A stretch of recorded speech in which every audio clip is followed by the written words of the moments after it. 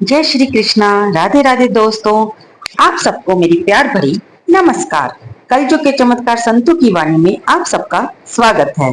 आज की वीडियो में हम लाए हैं योगिनी एकादशी में हम कैसे पूजा करें, क्या खाएं क्या ना खाएं, इस दिन किस चीज का भोग लगाएं और इस दिन का व्रत करने से क्या लाभ प्राप्त होता है, ये सब हम इस वीडियो में जानेंगे। अब तक हमारी पहली वीडियो से जो कि शॉर्ट्स में हमने बताई कि जोगनी एकादशी का व्रत 1 जुलाई को 10:28 से एकादशी तिथि शुरू होगी और इसकी समाप्ति 2 जुलाई को 8:28 पर होगी। इसलिए सूर्योदय तिथि होने के कारण योगिनी एकादशी का व्रत 2 जुलाई दिन मंगलवार को रखा जाएगा। इस एक एकादशी का व्रत करने से 88,000 ब्राह्मणों को भोजन करवाने जितना फल मिलता है। तो आप खुद ही सोच लीजिए कि ये पुण्य देने वाली एकादशी है और इसलिए हमें इस एकादशी व्रत को रखने का प्रयास अवश्य करना चाहिए। हम इसीलिए ये आपके लिए ये वीडियो लाए हैं एक दिन पहले, ताकि आप पूजा की तैयारी कर लें, जो भोग बनाना है उसके लिए भी सोच लें। क्योंकि आप सभी जानते हैं कि अगर पूजा सही विधि से की जाए तो उसका पूर्ण फल, हमें उत्तम फल उस व्रत का मिलता है। अगर आप मेरे चैनल पर आ गए हैं तो इसे सब्सक्राइब भी कर लें और लाइक का बटन भी दबा दें और अपने दोस्तों के साथ शेयर अवश्य कीजिए। ये वो एकादशी है जिससे अगली एकादशी तक के समय तक तो भगवान श्री विष्णु जगे होते हैं और उसके बाद वे शयन मुद्रा में चले जाते हैं। यानी कि आषाढ़ मास के बाद जो अगला मास आता है वो चातुर्मास्य की तैयारी होती है, शुरुआत होती है। चातुर्मास में हमें कौन सा नियम लेना है, इससे भी हम जो भी नियम लेना चाहते हैं उसके बारे में सोचना शुरू कर देते हैं। हर इंसान अपने शरीर की अवस्था के हिसाब से अलग अलग नियम लेता है, जिसके बारे में हम आपको अपनी आने वाली वीडियो में बताते रहेंगे। दोस्तों, जो एकादशी तिथि के व्रत होते हैं वे सभी विष्णु भगवान के स्वरूपों को समर्पित होते हैं। कोई व्रत श्री राम जी को समर्पित है तो कोई लड्डू गोपाल जी को, कोई भगवान श्री कृष्ण को, कोई भगवान श्री हरि को। माना जाता है कि जो व्यक्ति पूरी श्रद्धा और विधान के साथ भगवान विष्णु की पूजा करता है उसके समस्त पापों का नाश हो जाता है। यहाँ तक कि पीपल के पेड़ को काटना, जिसे कि स्वयं भगवान विष्णु का निवास स्थान माना जाता है, इस पेड़ को काटने से भी जो पाप लगता है वह पाप सिर्फ इस एक व्रत को करने से उस पाप दंड से हमें मुक्ति मिल जाती है। यानी कि ये व्रत बहुत ही शक्तिशाली माना जाता है। अगर आपको लगता है कि आप पर किसी का श्राप लगा है या आप उल्टी नहीं कर पा रहे, आपको नजर दोष लग जाता है, आप अपने कार्य में सफल नहीं हो पा रहे, हर तरफ से कार्यों में विघ्न पड़ते हैं, तो इसका उपचार इस एक एकादशी का व्रत करने से आपको मिल जाएगा। यानी कि आपको उन जो विघ्न पड़ रहे हैं उनसे छुटकारा मिल जाएगा, अपने पापों से मुक्ति मिल जाएगी और आपको सुख शांति का अनुभव होगा। मरने के उपरांत भी ये व्रत हमें मोक्ष की प्राप्ति कराता है, वैकुंठ धाम की प्राप्ति कराता है।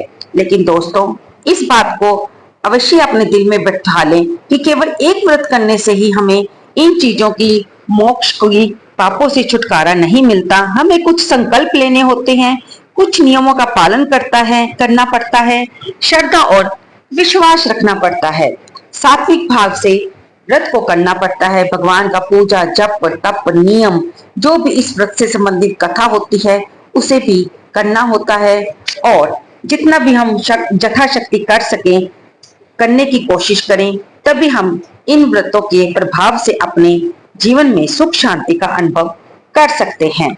अगर आप हमारी पहली वीडियोस को सुनते रहे हैं तो हम आपको हर एकादशी व्रत की वीडियो में बताते हैं कि एकादशी व्रत दशमी की रात से ही शुरू हो जाता है। यानी कि दशमी के दिन ही हमें सात्विक भोजन करना चाहिए। कोशिश करें कि सूर्यास्त से पहले भोजन कर लें और उसके बाद कुछ ना लें। उसके बाद इस व्रत का पारण जब तक नहीं हो जाता द्वादशी तिथि को, तब तक ये व्रत चलता है। इसे एक तरह से 48 घंटे का व्रत कहा जाता है। इसके लिए दशमी को एक समय शुद्ध सात्विक भोजन करें, यानी कि बिना लहसुन प्याज के। शाम के समय सूर्यास्त के बाद भोजन ना करें, अन्न ना खाएं और उसके बाद अगर आप जमीन पर, यानी कि जमीन पर ही बिस्तरा लगाकर सो सकते हैं तो अच्छी बात है, ब्रह्मचर्य का पालन करें। और फिर योगिनी एकादशी के दिन सुबह जल्दी ब्रह्म मुहूर्त में उठकर भगवान को याद करते हुए घर की साफ सफाई करें और रोज के नित्य कर्म से निर्वृत्त होकर स्नान करें। हो सके तो किसी पवित्र नदी में स्नान करें, नहीं तो घर में ही गंगा जल डालकर आप जल का स्नान कर सकते हैं। और इस दिन तिल का उपटन लगाकर स्नान करना बहुत ही शुभ माना जाता है। स्नान के बाद साफ स्वच्छ कपड़े पहने, नीले या काले वस्त्र नहीं पहनने चाहिए। कोशिश करें पीले, गुलाबी, लाल या सफेद रंग के कपड़े पहने, इनसे पॉजिटिविटी आती है, पूजा में मन लगता है। घर के मुख्य द्वार पर हल्दी से स्वास्तिक बनाएं, शुद्ध जल से या गंगा जल से घर में और घर के मंदिर में छींटे दें। इससे भी नेगेटिव एनर्जी खत्म होती है, वातावरण शुद्ध होता है। पूजा पाठ में नाम जप में ज्यादा मन लगता है। अपने घर के मंदिर को साफ करें और उसके बाद अगर आपने श्री लड्डू गोपाल जी का विग्रह रखा है तो उन्हें भी स्नान कराएं, उन्हें भी साफ वस्त्र पहनाएं।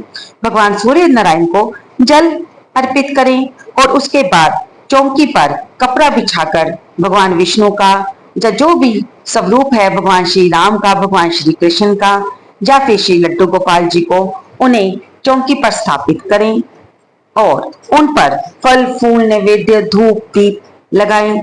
तुलसी दल अवश्य रखें। घी की जोत जगाकर अपने व्रत का संकल्प अवश्य लें और ज्यादा से ज्यादा ओम नमो भगवते वासुदेवाय का इस मंत्र का जाप करें या जो भी आपका गुरु मंत्र है आप उसका जाप भी कर सकते हैं। भगवान को स्नान कराने के बाद जो चरणामृत बचता है उसे व्रत करने वाले अपने और अपने पूरे परिवार के सभी सदस्यों के अंगों पर लगा लें। साथ ही चरणामृत को थोड़ा सा पी भी लें। माना जाता है कि इससे कुष्ठ रोग खत्म हो जाते हैं, शरीर की पीड़ा समाप्त होती है, इंसान रोग मुक्त हो जाता है।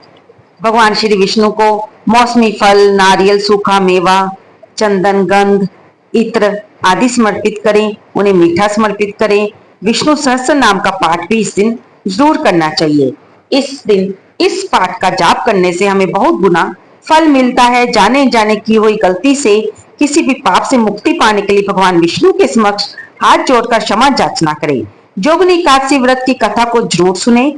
पूजा करते हुए पूजा के अंत में भगवान विष्णु की आरती के साथ माता एकादशी की आरती भी अवश्य करें। इस दिन तुलसी महारानी की पूजा करना बिल्कुल ना भूलें, क्योंकि तुलसी महारानी स्वयं एक बहुत बड़ी कृष्ण भक्त है। उनकी पूजा करने से आप भगवान श्री कृष्ण की भक्ति को प्राप्त कर सकते हैं। और एकादशी व्रत की पूजा आप चाहे तो स्वयं भी कर सकते हैं या किसी विद्वान ब्राह्मण से मंत्रों द्वारा भी करवा सकते हैं। इस दिन किया गया दान कर्म बहुत ही कल्याणकारी होता है। इस व्रत में भगवान विष्णु पीपल के पेड़ की पूजा की जाती है। कहते हैं कि इस दिन पीपल के पेड़ की पूजा करने से मनुष्य के सभी पापों का अंत होता है। आपको बस ये ध्यान रखना कि अगर एकादशी व्रत रविवार को आ जाए तो रविवार को हमें पीपल की पूजा नहीं करते हैं, क्योंकि इस दिन जोगिनी एकादशी मंगलवार पड़ी है। इसलिए आप पीपल के पेड़ में कच्चे दूध के साथ ताजा जल और बताशा मिलाकर अर्पित करें। इससे धन दौलत की जितनी भी परेशानी होती है, आर्थिक परेशानी होती है, वह दूर हो जाती है। इस दिन पीपल के पेड़ के नीचे घी का दीपक लगाएं, नहीं तो आप सरसों के तेल का दीपक भी लगा सकते हैं। शाम को भी भगवान विष्णु की पूजा जरूर करें और उनके सहस्त्र नाम स्तोत्र का पाठ करें। श्री विष्णु चालीसा का पाठ कर सकते हैं, कथा करें और शाम को तुलसी माता के आगे भी देसी घी का दीपक प्रज्वलित करना बिल्कुल ना भूलें। आप तुलसी महारानी की ओम नमो भगवते वासुदेवाय मंत्र का जाप करते हुए 11 बार या यथाशक्ति 108 बार भी परिक्रमा कर सकते हैं। आकाश में भी दीपदान कर सकते हैं। अपने पितरों के निमित्त भी आप उनके लिए भगवत गीता का कोई अध्याय का पाठ कर सकते हैं। अगर आपके घर के पास कोई कथा कीर्तन हो रहा है तो उसमें अवश्य सम्मिलित हुए। भगवान का जितना नाम, जितना कीर्तन आप इस दिन सुनेंगे, आपका मन भी पवित्र होगा और आपको पुण्य की प्राप्ति होगी। और व्रत का पारण शुभ मुहूर्त में अगले दिन 3 जुलाई को दिन बुधवार को कर लें। आपको हम पहले बता ही चुके हैं कि व्रत पारण का समय सुबह 5:28 से लेकर 7:10 तक रहेगा। अगर आप इस समय कोई भोग ना भी तैयार कर पाए तो पैसे निकालकर उससे कुछ सूखा सामान लाकर रख सकते हैं और उसे बाद में किसी ब्राह्मण को या फिर जरूरतमंद को दे सकते हैं। इससे आपको व्रत का पूर्ण फल मिलेगा। अगर हो सके तो जोगनी एकादशी प्रसाद में कुछ बढ़िया मीठा बनाएं। आप मखाने की खीर अवश्य बनाएं, क्योंकि ये खीर भगवान विष्णु के साथ साथ माता लक्ष्मी को भी प्रिय है। इस खीर का सेवन आप व्रत में भी कर सकते हैं, क्योंकि ये फलाहार में आता है। भगवान को प्रसाद अर्पित करके इस प्रसाद को आप खुद भी खा सकते हैं और दूसरे लोगों को भी बांट सकते हैं। अपने बाल गोपाल को माखन मिश्री का भोग अवश्य लगाएं। शास्त्रों में यह विधान आता है कि आषाढ़ मास के कृष्ण पक्ष की एकादशी को मिश्री का फलाहार हमें कीट पतंगों की योनि से मुक्ति दिलाता है। इसलिए अगर आप निर्जल व्रत नहीं कर रहे हैं तो आप शाम की पूजा के बाद फलाहार में जो भी लें उसमें मिश्री जरूर डालें, ताकि हमें गलती से भी कीट पतंगों की योनि ना मिले। आइए दोस्तों, सुनते हैं अब हम योगिनी एकादशी के व्रत की कथा। आप जानते हैं कि कोई भी व्रत बिना किसी कथा के संपूर्ण नहीं माना जाता। हम जौन सा भी व्रत रखते हैं उसके निमित्त कोई ना कोई कहानी, कोई ना कोई कथा भगवान की कृपा को बतलाती हुई, दर्शाती हुई अवश्य होती है। आज हम योगिनी एकादशी की व्रत की कथा भी सुनेंगे ताकि हमारा व्रत संपूर्ण हो। इसे हम वीडियो में सुन सकते हैं, या अगर आपके पास पुस्तिका हो तो उससे भी पढ़ सकते हैं, जिससे हमें इस व्रत की महत्व का पता चलता है। योगिनी एकादशी के बारे में जब युधिष्ठिर जी ने भगवान श्री कृष्ण से पूछा कि प्रभु, आपने मुझे निर्जला एकादशी के बारे में तो बता दिया, लेकिन अब आषाढ़ मास के कृष्ण पक्ष में जो एकादशी आती है उसका क्या नाम है, क्या पूजा विधान है, उसमें किस देवी देवता की पूजा की जाती है और उस व्रत को रखने से हमें क्या प्राप्त होता है। तब भगवान श्री कृष्ण युधिष्ठिर जी से बोले कि आपने बहुत ही उत्तम प्रश्न पूछा है, जो सब लोगों का कल्याण करेगा। भगवान श्री कृष्ण बताते हैं कि आषाढ़ मास के कृष्ण पक्ष में आने वाली एकादशी को योगिनी एकादशी कहा जाता है। ये निर्जला एकादशी के बाद आने वाली एकादशी है। इस एकादशी पर भगवान श्री विष्णु और माँ लक्ष्मी की पूजा का विधान है। पीपल के पेड़ की पूजा की जाती है, माता तुलसी की पूजा की जाती है। इस व्रत को करने से जाने अनजाने किए हुए पापों से छुटकारा मिलता है और माँ लक्ष्मी की कृपा होती है, धन की प्राप्ति होती है। इसके साथ ही हमें 88,000 ब्राह्मणों को भोजन कराने के बराबर का फल मिलता है, अगर आप ये व्रत रखते हैं। बहुत समय पहले की बात है, राजा कुबेर हुआ करते थे, जिनके हेममाली नाम का एक यक्ष माली का काम करता था। वह कुबेर जी के लिए, उनकी पूजा के लिए बागों से फूल, सुंदर सुंदर फूल चुन चुनकर लाता था, जिसे कुबेर जी अपने भगवान शिव की आराधना करते हुए उन पर चढ़ाते थे। हेममाली की पत्नी विशालक्षी बहुत ही सुंदर स्त्री थी और वह अपनी स्त्री से बहुत प्यार करता था। एक बार राजा कुबेर ने जब उसे फूल मंगवाने के लिए भेजा तो वह फूल लाते हुए अपनी स्त्री के साथ रमन करने के लिए कुछ देर रुक गया, जिससे राजा कुबेर को पूजा में फूल पहुंचने में देर हो गई। तब राजा कुबेर ने अपने दरबारियों को हेममाली यक्ष का पता लगाने के लिए भेजा। दरबारियों ने आकर बताया कि वह तो अपनी स्त्री के साथ आनंद रमन कर रहा है, और इस पर राजा कुबेर क्रोधित हो उठे और उन्होंने हेममाली को दरबार में उपस्थित होने के लिए कहा। हेममाली को जब पता चला कि उससे अनजाने में बहुत बड़ा अपराध हो गया है, वह कांपता हुआ दरबार में उपस्थित हुआ। तब राजा कुबेर ने कहा कि तुमने मेरे पूजा में विघ्न डाला है, मुझे समय पर फूल नहीं पहुंचाए और इससे मेरे इष्ट भगवान शिव का भी तूने अपमान किया है। तूने निंदनीय कार्य किया है, इसलिए तू दंड का अपराधी है, तुझे दंड भोगना पड़ेगा। मैं तुझे श्राप देता हूं कि तू कौड़ी हो जा और अभी पृथ्वी लोक में चला जा। राजा कुबेर के ऐसा कहते ही हेममाली धरती पर गिर पड़ा। उसको श्वेत रोग यानी कि कौड़ रोग हो गया। उसके रोगों से रक्त पब बनकर यानी कि पीक बनकर बहने लगा। उसके शरीर के अंग अंग में दर्द होने लगा। वह भूखा प्यासा इधर उधर भटकने लगा और अपनी स्त्री से भी दूर हो गया। उसे कहीं भी ठौर ठिकाना ना मिला, लेकिन ये उसके पहले किए गए पुण्य कार्यों का प्रभाव था कि भगवान शिव की कृपा से, क्योंकि वह भगवान शिव की पूजा के लिए फूल लाया करता था और भगवान के दर्शन किया करता था, तो उस पूजा के स्वरूप, उस दर्शनों के स्वरूप उसे अपना ये कार्य ज्ञात था कि उसे किस कारण का, किस अपराध का फल, दंड भोगना पड़ रहा है। अब वह इस अपने दंड से छुटकारा पाने का उपाय भी ढूंढने लगा। अपने दंड से छुटकारा पाने के लिए उसने मेरुगिरी पर्वत की ओर पहुंचा, जहां पर अनेकों ऋषि तपस्या कर रहे थे। वहीं पर एक तरफ उसने देखा कि मार्कंडेय ऋषि का आश्रम है। वह उनसे थोड़ी दूर ही खड़ा हो गया, क्योंकि ऋषि तपस्या कर रहे थे। जब मार्कंडेय ऋषि ने उसे दूर से देखा तो हाथ के इशारे से अपने पास बुलाया। वह कांपता हुआ ऋषि के नजदीक गया।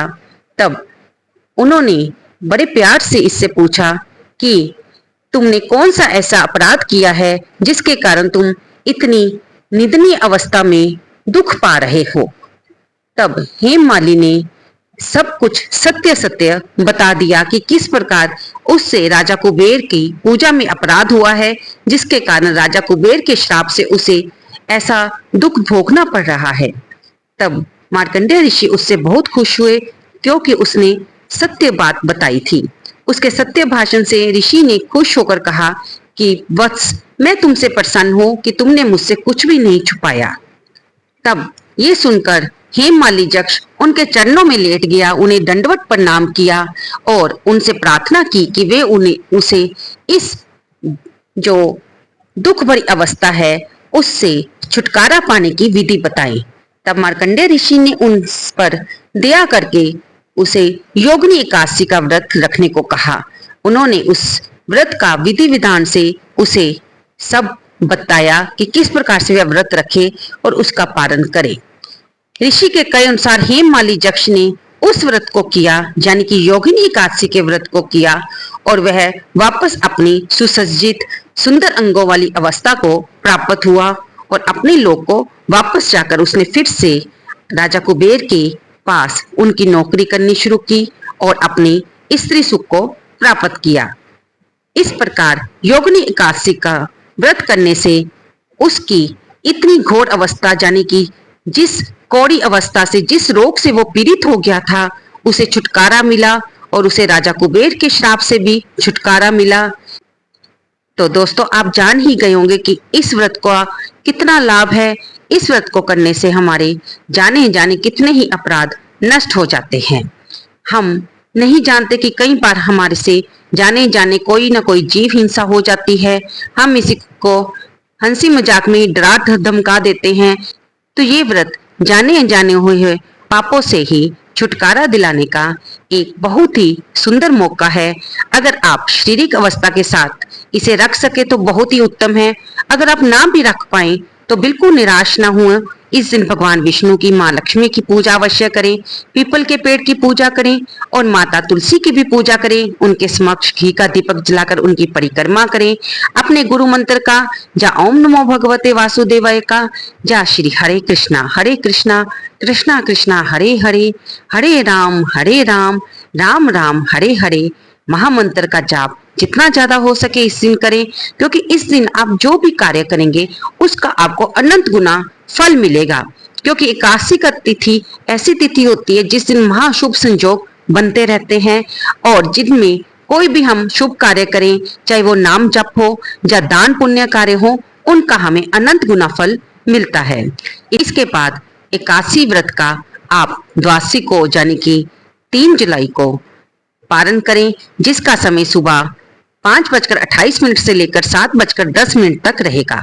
अगर आप इस समय कोई भोग नहीं बना पाते, किसी ब्राह्मण को नहीं जिमा पाते, तो थोड़ा सा सूखा निकाल लें, कुछ दक्षिणा साथ में रख लें, जिससे एक ब्राह्मण का एक समय का भोजन बन सके और उसे आप जब मंदिर में जाएं उसे ब्राह्मण को दे दें या फिर किसी जरूरतमंद व्यक्ति को दे दें, जिससे आपका व्रत आपको पूरा फल दे सके। शाम को भी अपने मंदिर में बैठकर यह कथा सुने, घी का दीपक जलाएं और प्रार्थना करें भगवान से कि इस व्रत को करने से आपसे जाने जाने में अगर कोई भूल हो गई हो तो प्रभु उसे क्षमा करे और आपने जिस मनोरथ हेतु, जिस मनोकामना हेतु ये व्रत रखा है उसे भगवान अवश्य पूर्ण करे। तो उम्मीद करती हूँ दोस्तों आपको ये जानकारी अवश्य पसंद आई होगी। इसे लाइक करना, शेयर करना और कमेंट करना बिल्कुल ना भूलें। जय श्री राधे, जय श्री कृष्णा।